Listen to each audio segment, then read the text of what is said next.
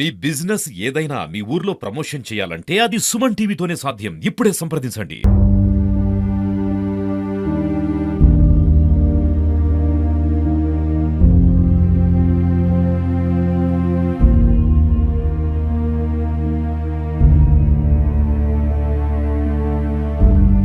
ప్రార్థించే పెదవుల కన్నా సాయం చేసే చేతులు మిన్న అంటుంటారు పెద్దలు. అలాంటి ఆపన్న హస్తాల కోసం వెల్దుర్తి పట్టణానికి చెందిన 10 నెలల చిన్నారి పునర్విక శ్రీ వారి తల్లిదండ్రులైన సురేష్ పుష్పవతి దంపతులు ఆతృతగా ఎదురు చూస్తున్న పరిస్థితి ప్రస్తుతం మనతో. అంటే అత్యంత అరుదైన వ్యాధితో బాధపడుతున్న 10 నెలల చిన్నారికి వచ్చిన వ్యాధి ఏంటో, ఆ వ్యాధి తాలూకు లక్షణాలు ఏంటో, అసలు వాళ్ళ కష్టం ఏంటో వారి మాటలు తెలుసుకునే ప్రయత్నం చేద్దాం. సురేష్ గారు నమస్తే అండి. సరే, ఇప్పుడు మీ అమ్మాయికి అత్యంత అరుదైన వ్యాధి వచ్చింది అంటున్నారు, ఇది ఎలా వచ్చిందండి?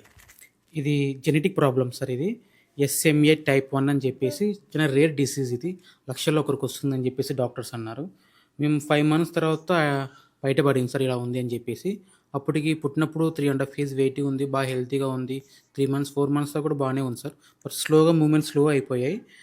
ఎందుకైనా మంచిది అని చెప్పేసి అట్లా 5th మంత్లో జస్ట్ చూయించిన తర్వాత ఎందుకైనా మంచిది ఒక DNA టెస్ట్ చేయిద్దాం అని చెప్పేసి కర్నూలులో చెప్తే చేయించాం సార్. అందులో SMA టైప్ 1 అని వచ్చింది.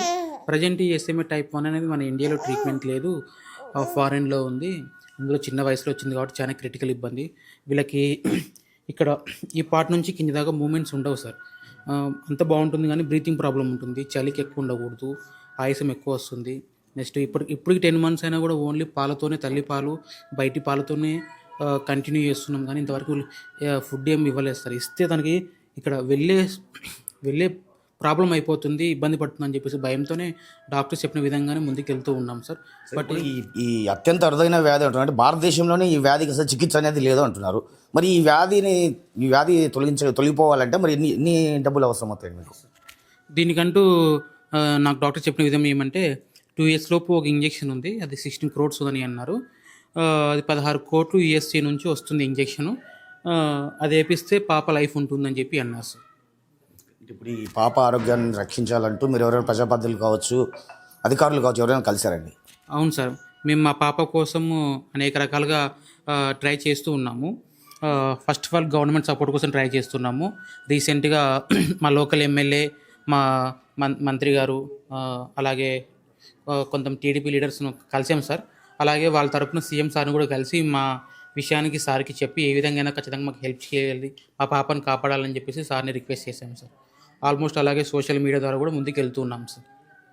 అమ్మ, మీరు ఈ పాప కన్నా మాతృమూర్తి అమ్మ, మీరు మీ చిన్నారికి అత్యంత అరుదైన వ్యాధి వచ్చింది. ఒక తల్లిగా మీ ఆవేదన ఎలా బాధపడుతున్నారండి?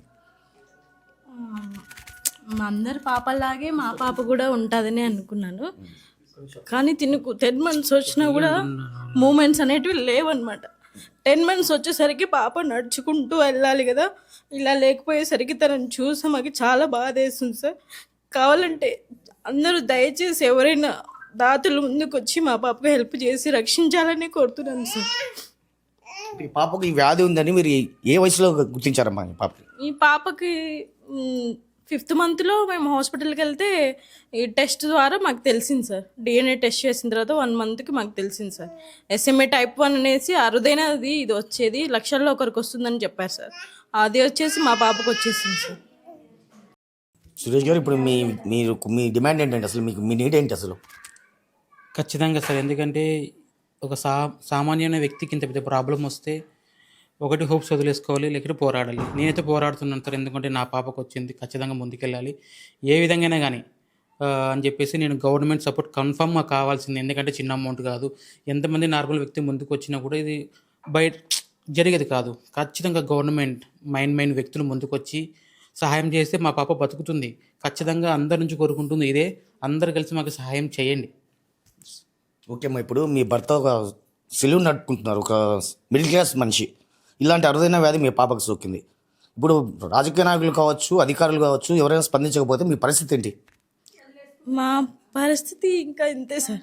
రోజువారీ పరిస్థితులు అంటే మా ఆయన రోజు కూలీలాగే కదా సార్. ఇంకా అది పని జరిగితే ఇంట్లో నడుస్తుంది కాబట్టి ఇంకా ఎవరు ముందుకు రాకపోతే మా పరిస్థితి ఇంతే సార్. మా పాపని మేము ఎదుర్కోవాల్సి వస్తుంది కాబట్టి దయచేసి హెల్ప్ చేయాలని నేను అనుకుంటున్నాను సార్. మా పాప మాకు కావాలి సార్.